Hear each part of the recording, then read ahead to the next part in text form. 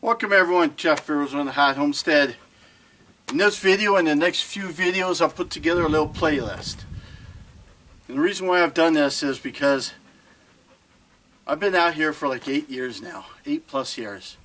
And so I did a playlist for every single year, but I did everything on there, like I put everything in there. And I got thinking, that's just a lot of boring stuff you guys don't want to see. So what I thought of was, let's put together the top videos by viewers like you over the first 5 years. So I put together this playlist, and this is just one of those videos. I may have modified it slightly, but basically it's just a copy of that other video. So if you've already seen it, so be it. If you're new to my channel, welcome aboard.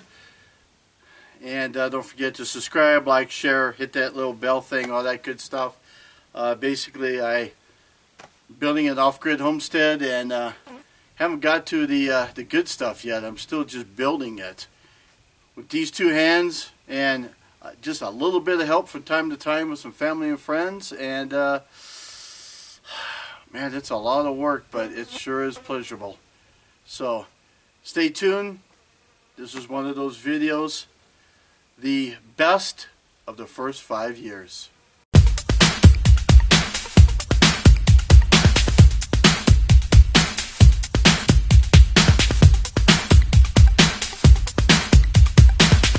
ArizonaHotHomestead, my name is Jeff. Today's video, let's get amped up today.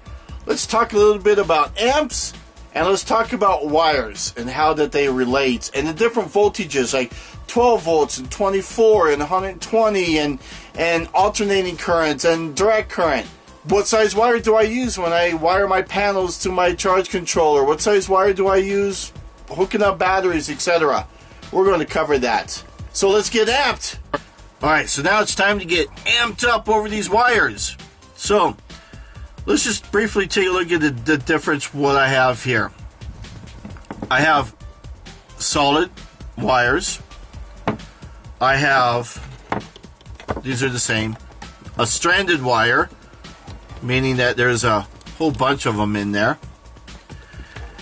And then I have one wire here, but there's 3 here, including that ground, and then there's 4 in that one. So why is there 4 in this one and like 3 in this one?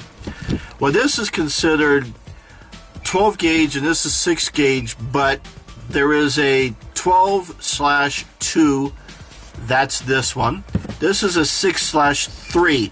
I could get 12/3, I just don't have it. The difference is that 3 gives you a red one. The object of that third wire, coated wire, is in an AC application in 120 volts like your house. You might want to switch on one end of the room and a switch on the opposite of the room to control a light or a fan. So this line here will be the one that puts those two switches together and wires them up so that you can use both of them to operate one device, one appliance, if you will. And most of the time you're just going to use the 3 wires here, the /2, if you're wiring up 120 volts. Okay, now why do you have stranded and why do you have stranded and why do you have solid? Solid is normally used in 120 volt applications. However, when you get really thick like the 6 gauge, then it's going to probably be stranded even in a 120 volt application, just because it's so thick it's hard to work with. So on the wires and the ratings, so on these wires, they are rated, like I was saying, 12 gauge. I've talked 6 gauge, that's the thickness, and then they're also rated by volts and the amps. So when you look at every wire, it doesn't matter if it's solid, if it's stranded, they are rated the same. Doesn't matter if they're designed for direct current, which is DC, or alternating current, which is AC, 120 volts, 12 volts, whatever. Every wire is rated the same. When you look on the wire, and I don't know exactly how well this is going to come out, let's see, on this little piece here, I don't know how well it's going to come out, but on this piece here, it says right here, it says 600 volts. So it says 600 volts, and then as you keep going, there's 600 again. This is AWG12, so it's 12 gauge. So the 600 volts and that 12 gauge, 600 volts is what they're rated at. And what that basically means is this wire can handle up to 600 volts. So I could use it in a 12 volt application. I can use it in a 24 volt application. I could use it in 6 volts. I could use this in 120 volts if I wanted to. Now the only difference actually is that the amperage. So every wire, and I'll show you a chart here of the size of a wire, the gauge, and the amperage. 14 gauge is considered a 15 amp wire. A 12 gauge wire is 20 amps. A 10 gauge wire is 30 amps, and continues. 6 gauge is 60 amps. So those are the wires that I used in my application, those sizes. And those amps are important because it will handle up to those amps. So when I'm thinking about wiring my panels to my charge controller, all you really need to know is how many amps do I need to know? How many amps are going to travel through those wires? And based on that, will determine which size you use. You're going to want to use stranded and what size to use. Between my batteries, now that's where you get into the bigger size, and I'll show you that right about now. That's where you want at least a 4/0, if not bigger. And that is literally hundreds and thousands of strands of little bitty copper wires inside. And that can handle a lot of volts and a whole lot of amps. And you want that because not only do you want no loss between each connection of your battery and your batteries to your inverter, but you also need to handle the amperage that you're going to draw. The amperage is going to go through those. The volts you're not too concerned about because you're not going to have 300 volts on your battery system unless you've got one hell of a system. And that's why the size matters.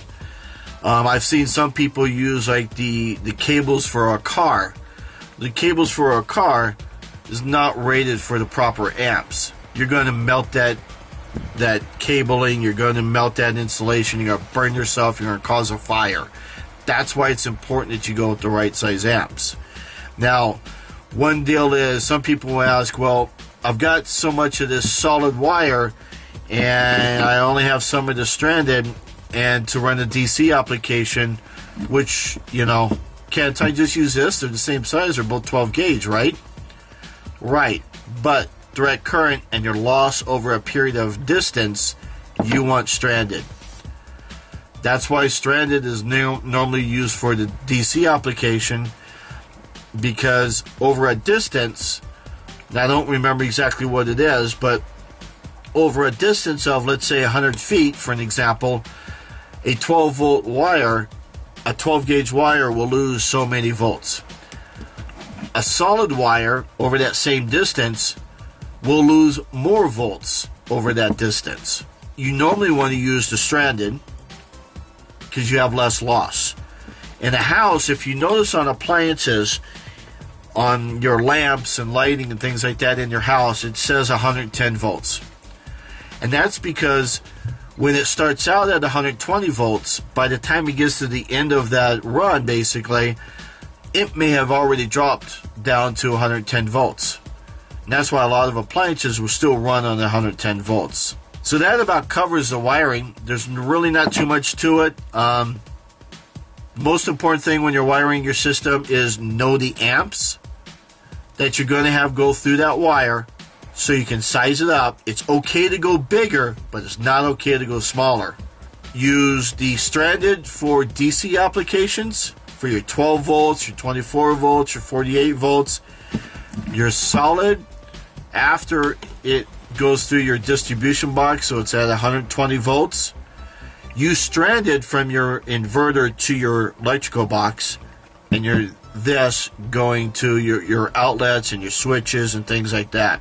If you're going to use DC all the way and not going to use an inverter at all, then you probably want to go with at least a 6-gauge wire, which will handle 60 amps, and that way you have little loss, and by the time it gets to some of your devices, you'll still have plenty of amps left to run that device. But that's how you size up some of the wiring. Hopefully that makes sense. I know when I first started, I didn't know what size to use. I'm like, what's the difference? How do I know between 12 volts and 120 volts? It's easy. The gauge tells you what amps. Each wire is rated up to 600 volts, so it doesn't matter on your volts, but the amps matter on your wiring. That's about it. Catch my other video. I'm going to do a video on the loads, which is your lamps and your radios and things like that, and how those are rated, and let you know that there is a difference between the rating of the wiring and the rating of those devices, and it can be confusing. Thank you for watching my video today, and I appreciate you watching it all the way through there. Don't forget to like, subscribe, share, and comment. Every little bit helps support my channel. My name is Jeff, and you've been watching. Thanks for watching, everyone. Hopefully you hit that subscribe button, and that you share the video and do the bell and all that good stuff. Hopefully you liked the video. This here was a number of videos in when I'm in a playlist that I'm calling the best of the first 5 years, based on viewers. So the ones that have got the most views, those are the ones that I put in this playlist. And hope you enjoyed it. And guess I'll see you guys on the next video. See you. Bye. Have fun. Arizona Hot Homestead.